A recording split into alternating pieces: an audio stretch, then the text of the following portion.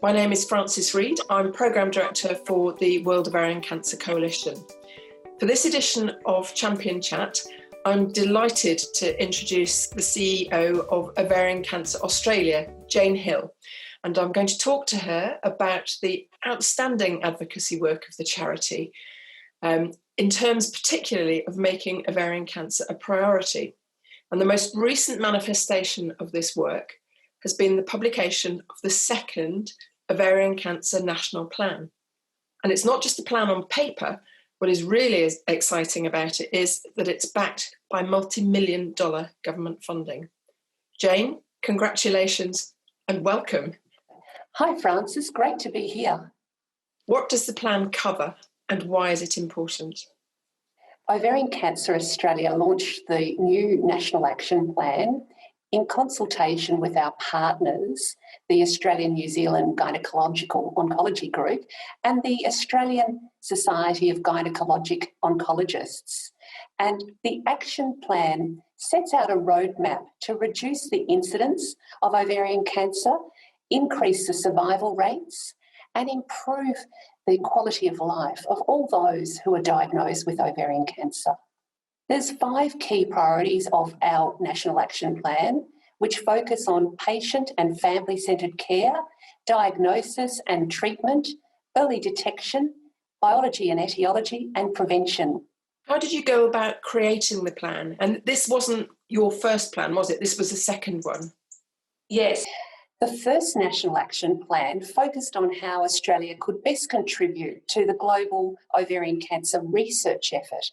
And we're so pleased that the federal government backed this plan with a grant of $20 million for ovarian cancer research. The new National Action Plan builds on the first and provides an update of research activities, and it also extends to include priorities and actions for awareness, education, clinical care and support. Most importantly, the new action plan is all about putting women with ovarian cancer first. The National Action Plan aims to inform investment and advocacy and drive targeted and coordinated action over the next 5 years across the sector. And we want to expedite priority-driven, high-impact research, treatment and support. What I'd love to know is, how long have you been working on this? And what has been the role of women? And then how on earth did you get the government interested in what you were doing? Well, Rome wasn't built in a day, and nor was Australia's National Action Plan for ovarian cancer. It took a whole 18 months, and during this time, we consulted extensively with women with ovarian cancer and their carers, key organisations, researchers, health professionals, policymakers, and many others. And throughout the implementation of the National Action Plan, we'll continue to consult with and listen to perspectives of women with ovarian cancer.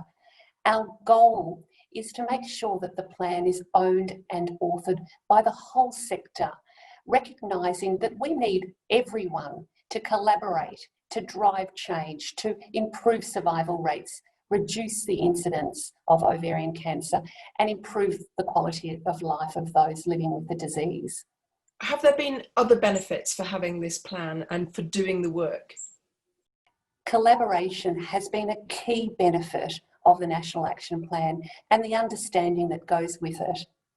We also need this robust plan in order to go to government and philanthropists for more funding. A drop in the ocean isn't going to fix ovarian cancer. We need tens of millions of dollars over a sustained period. For the past few years, Ovarian Cancer Australia has been increasingly advocating for political support and funding. At the heart of our advocacy are the women impacted by ovarian cancer. Each year, we hold our parliamentary breakfast in Canberra, and it's attended by a Prime Minister, senior ministers, and senior members of the opposition.